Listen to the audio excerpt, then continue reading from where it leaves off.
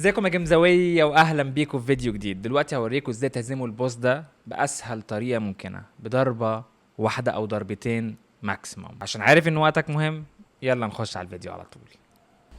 طيب دلوقتي هوريكم طريقة عمل البيلد من شجرة المهارات. هنروح على الفرع الشمال وبتمشي زي ما انا ماشي بالظبط، بنفعل كل دول وبتيجي هنا بتفعل اهم ابرة هنستخدمها، هي ابرة الماجيك.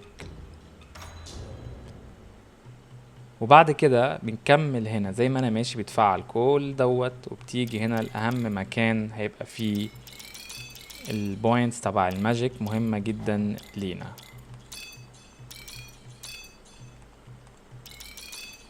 وبعد ما بتخلصوا بتكمل هنا، وبعد كده بتطلع هنا كمان تفعل الماجيك، ولو معاك اكيد الهيلث بوتل طالما وصلت هنا بيكون معاك بتفعله. بتيجي على الفرع اليمين فرع السيف الطويل هو اساس الماجيك، وبتمشي معايا بالظبط. دي المهارة السادسة فعلناها عشان هنعملها في الحجر تبع الست مهارات.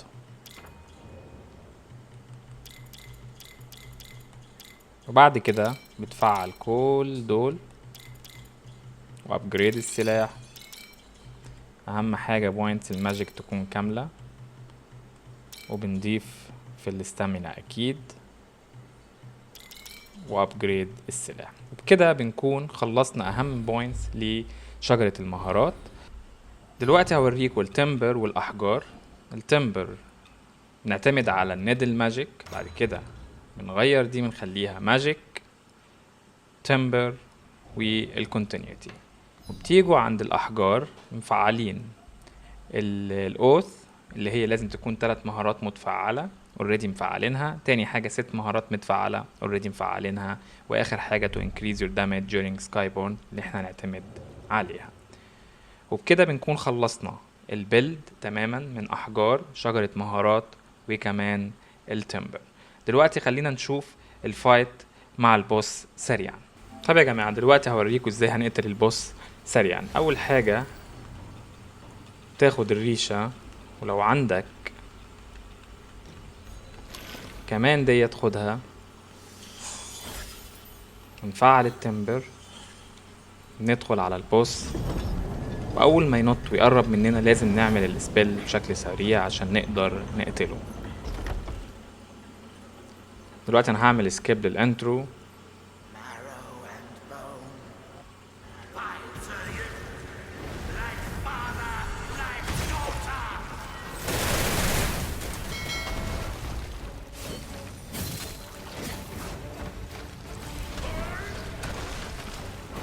طبعا زي ما قلت لكم هيموت.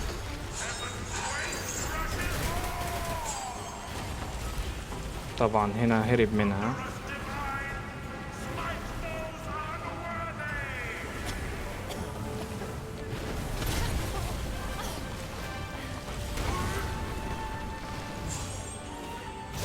ترجع تعمل سكيب الضربة دي.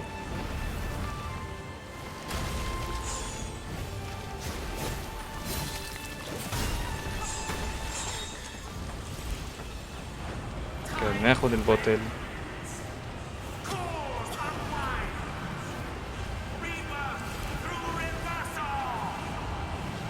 وتعمل سكيب هنا، ودلوقتي هيعمل علينا الجامب.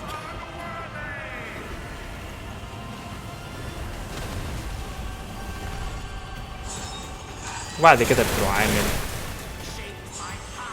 السبيل وبيكون مات. بس كده يا جماعة زي ما انتم شفتوا قتلناه ده. لو عجبك الفيديو ما تنساش تعمل لايك وسبسكرايب عشان اقدر اكمل في المحتوى دوت، واشوفكم الفيديو الجاي.